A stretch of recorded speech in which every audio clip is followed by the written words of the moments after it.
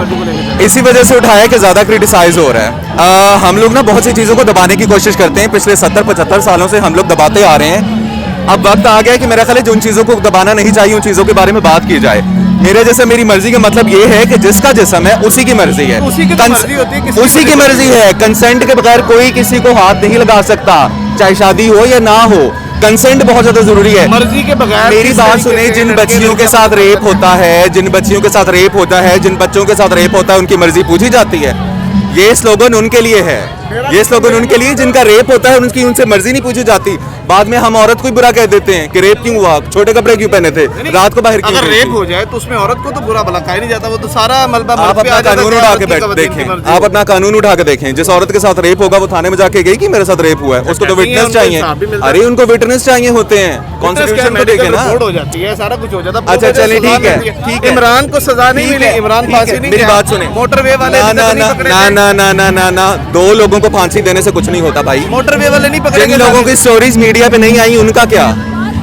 आपको तो मोटरवे वालों को पता है, आपको 2-3 और लोगों को पता है जिनकी स्टोरीज मीडिया पे नहीं आई हैं। इतनी ज्यादा औरतें हैं जो अपने रेप के बारे में बात नहीं करती हैं, बिकॉज वो चाहती हैं कि उनकी बैड पब्लिसिटी ना हो, मीडिया में बात उछले ना। पुलिस के पास जाती है तो पुलिस तो विटनेस मांगती है या नहीं? ठीक है, तो जिसका जिस्म है उसी की मर्जी है, सही है ना? मैं अगेंस्ट हूँ मैरिटल रेप के, किसी किस्म की फोर्सफुल रेप के, किसी किस्म की फोर्सफुल अबडक्शन के, या किसी किस्म की ऐसे एक्ट के जो किसी के कंसेंट के बगैर हो। ठीक है, तो इस चीज़ को समझें और इसको एज अ पॉजिटिव मैसेज आगे फैलाएं। तो क्या आप ये समझते हैं कि रैली निकालने से, इस तरह प्रोटेस्ट करने से वो रुक जाएंगी सारी चीजें? कुछ आप मुझे तौर पे ठोस इकदाम करने, मेरी बात सुने, आप ये देखें कि आप इधर हो थोड़ा सा, सूरज है इधर। हाँ, रैली निकालने से मैं आपको बताती हूँ, रैली निकालने से ना आवाज़ सुनाई जाती है। ठीक है, मुहर्रम का जलूस पिछले 1200-1300 सालों से हो रहा है। ठीक है, लोग कितना क्रिटिसाइज करते हैं, अभी तक हो रहा है ना। एक मुहर्रम के जुलूस को अभी तक हो रहा है ना, वो क्यों हो रहा है? मैं आपको बताती हूँ वो क्यों हो रहा है। क्योंकि I come from Asia background, क्योंकि we want to make sure that our presence is being felt. ठीक है, तो रैली निकालने का या मार्च करने का, एहतजाज करने का मकसद यही होता है कि आप अपनी प्रेजेंस का एहसास दिलाएं।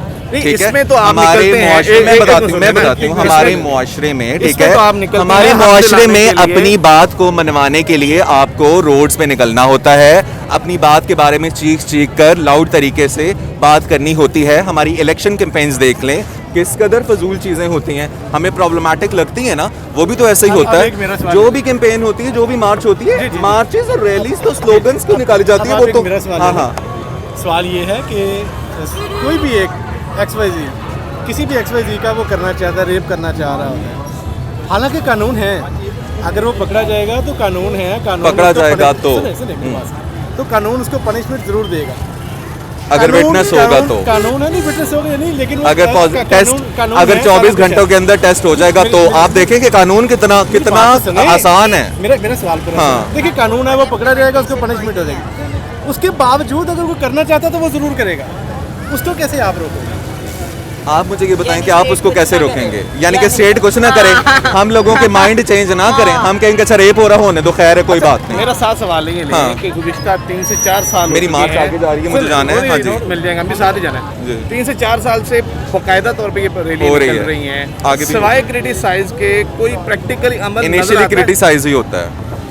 क्रिटिसाइज ही होता है। आप मंशूर पढ़ें, आप किसी ऑर्गेनाइजिंग कमेटी के जो लोग हैं उनसे मंशूर की एक कॉपी लें, वो पढ़ें। मंशूर के अंदर लिखा हुआ है स्लोगन्स जो है ना, अच्छा बिल्कुल नहीं समझते स्लोगन्स। हाँ बोलें। आप नहीं समझते कि जो एहतजाज का तरीकाकार है, जिस तरीके से एहतजाज हो रहा है, जिसमें मलबूसात पहने गए हैं, वो उसको हम चेंज करके बाकायदा तौर पे मशरकी लिबास में ये काम करें तो हम बेहतर अंदाज से कर सकेंगे। मेरी बात सुने, जब आप लोग ना शलवार कमीज पहनना शुरू कर देंगे ना, ठीक है, और अंग्रेजी बोलना छोड़ देंगे, ठीक है, हमारे मुल्क की कानूनी ज़ुबान उर्दू हो जाएगी, ठीक है, हमारा पैसा जो बाहर के मुल्कों में पड़ा हुआ है वो पाकिस्तान में ही होगा, ठीक है, तो फिर हम भी मशरकी हो जाएंगे। ठीक है, आप मुझे बताएं ना, मशरकी अंदाज क्या होता है? इस्लाम जहाँ से शुरू होता है वहाँ पे तो औरत और मर्द बराबर थे, वहाँ पे तो औरतें भी बिजनेस करती थी, औरतें भी जुलूस निकालती थी, रैली निकालती थी, अदालतों में जाती थी, काजी को मशवरे देती थी, अहादीस बयान करती थी। ठीक है, कहाँ मना किया गया किसी खतून को आने के लिए? जज खवातीन बैठी हैं, लॉयर्स में खवातीन की मना करने की बात नहीं है मेरा भाई, मना करने की बात नहीं है, बराबरी की बात है।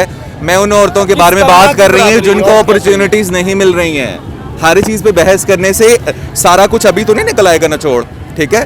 3-4 साल देखें आप, आपकी आने वाली जो नस्ल है, जो आपकी बेटियां हैं, अल्लाह करे वो बेहतर मुआशरे में आंख खोलें, आपकी बेटियों को वो सारा कुछ फेस ना करना पड़े जो बाकी बेटियों को फेस करना पड़ता है। आप बस ये दुआ किया करें, ठीक है। Thank Done you, हो गया ना? Thank you.